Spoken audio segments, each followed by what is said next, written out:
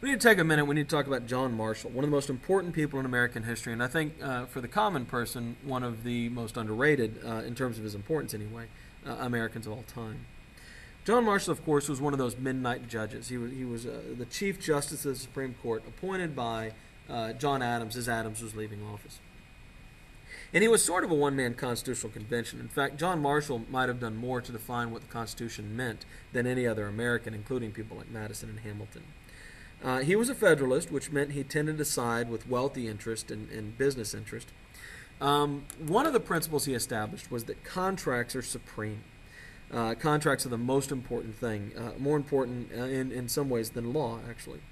In Fletcher v. Peck in 1810, this is a case where a number of people bribed Georgia government officials to get their hands on land the government was giving out. And people sued the government saying you should take that land away from those people because they got it through corruption and sell it fairly. But Marshall said, no, we have to honor contracts. If we don't honor contracts, if contracts can't be trusted, there can be no business growth in the United States. And he ruled that the crooked contracts had to be honored, even though they were done through corruption. In Dartmouth v. Woodward in 1819, Daniel Webster, who we'll be talking about as we go forward here, will argue for Dartmouth. Now, New Hampshire wants a state college. States are now beginning to create their own state colleges, like the University of North Carolina or whatever, Virginia, whatever. New Hampshire, instead of starting from scratch, wants to take Dartmouth, which is a private school, and simply turn it into a public college. Dartmouth argues that it has a charter to operate as a private school, and it would violate that charter to just simply rip Dartmouth away and turn it into a public school. Marshall says that the charter is a contract and therefore cannot be broken, even by the government. And this is actually the basis for corporations in America. The whole idea that you could create an entity through contract and the government cannot interfere in that contract. And so this Dartmouth v. Woodward decision is basically what the entire American economic system, for the most part, rests on today. In Cohens v. Virginia in 1821, he ruled that states gave up sovereignty by adopting the Constitution, and the federal courts could overrule state courts. This is important because one of the great debates of the time was where did state power end and federal power begin? And John Marshall believed that federal power was dominant, that state power was relatively insignificant. And so here he rules that you can appeal a state court decision to the Supreme Court, meaning that the Supreme Court oversaw the state courts as well as the federal courts, which was a major expansion of federal power. It's interesting to point out that Rhode Island and North Carolina never agreed to the Constitution. So why did their courts have to fall under the Supreme Court when they had rejected the Constitution? But Marshall didn't worry about those kind of fine points.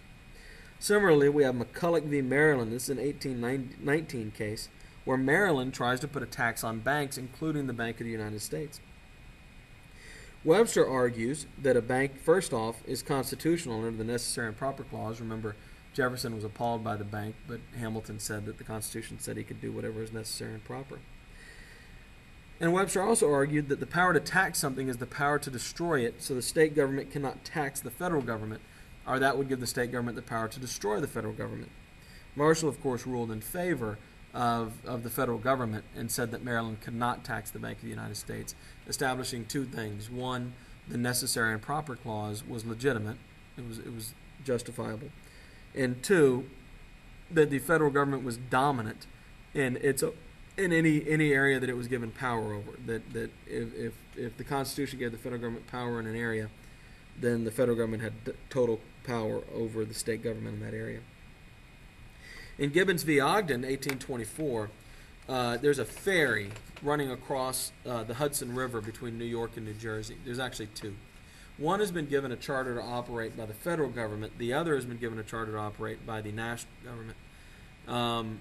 Both are supposed to be monopolies. And so they sue each other over who can give the charter, the federal or the national government. Well, you should be able to guess by now how Marshall's going to go. But he says that the Commerce Clause, the Interstate Commerce Clause, gives the federal government supremacy over commerce between states, and since this ferry runs between two states, New York and New Jersey, the federal charter is dominant, and he invalidates the state charter, again establishing the dominance of the federal government over the state governments. Marshall creates ultimately two things a system where contracts can trump law in state and governments, and a system where the government is dominated at the federal level, and the states become secondary. Marshall also gives important rulings on the tribes. In Johnson v. McIntosh, 1823, a Native American tribe sells its land to this guy Johnson, but then also turns around and gives that same land to the United States in a treaty. Now the question here is, which takes precedence, the private contract with Johnson or the treaty with the federal government? So here we have an interesting case because it's the two things Marshall loves, private contracts but the power of the federal government. So who's he going to choose?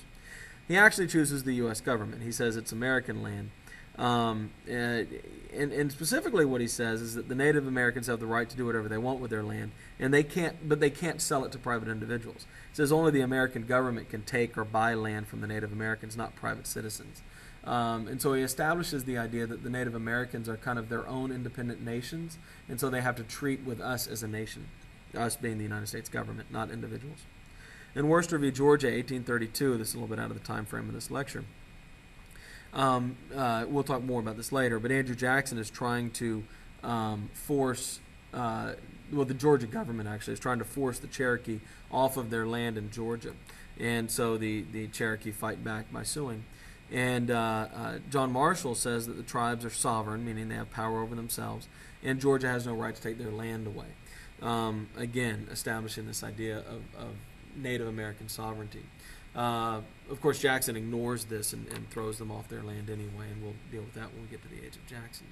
But understand the importance of John Marshall, establishing the dominance of the federal government and the supremacy of contracts as the Chief Justice of the Supreme Court. Finally, we need to talk about the Monroe Doctrine. Latin America had become a series of major trading partners for the United States. We were doing lots of business and making a lot of money trading with Latin America. In 1815, we declared that we would be neutral in all wars for independence in Latin America.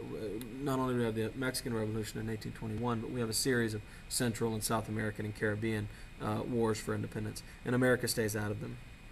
We do sell ships and supplies to the revolutionaries, which is natural. Not only do we see them as potential business partners, we like the idea of getting the European nations out of our half of the world as we see it. And of course, we're sympathetic to them. We had won our own independence not too much earlier, right? We prefer Latin American independence, although we don't get directly involved. In 1822, we become the first, or among the first countries to recognize Argentina, Chile, Peru, Colombia, and Mexico. Actually, we're the first country to recognize all of those nations. And in 1823, when France starts talking about helping Spain take Mexico back, John Quincy Adams will write something that comes to be called the Monroe Doctrine. Now, John Quincy Adams writes it because he's the Secretary of State, so he's the chief diplomat. It's called the Monroe Doctrine because Monroe was the president. It's extremely nationalist. What it says is that Europe is not allowed to interfere in the Western Hemisphere. We basically claim that this entire half of the world is under our protection, and Europe is not allowed to come over here. Now, at the time, we say that we're going to stay out of the Eastern Hemisphere, and the rest of the world has to stay out of the Western Hemisphere, basically extending our protection to the Caribbean, Central and South America. For the most part, it has worked in the sense that Europe is not, or the rest of the world has not interfered very much in the Western Hemisphere since the Monroe Doctrine. Now, in terms of us staying out of the Eastern Hemisphere, that hasn't worked out as well, right? You think of World War I and World War II and Vietnam and Iraq and Afghanistan and so on and so forth. But it was originally designed to keep France out of Mexico and Britain out of Cuba. The Spanish Empire was teetering, and there were lots of people in Europe eyeing Spanish possessions to take them over. But the Monroe Doctrine was fairly irrelevant at the time because we weren't that powerful. But it will become the backbone of our foreign policy many, many generations later. And still today we consider it to be in effect, and it still occasionally gets invoked if Europe talks about getting involved in this half of the world.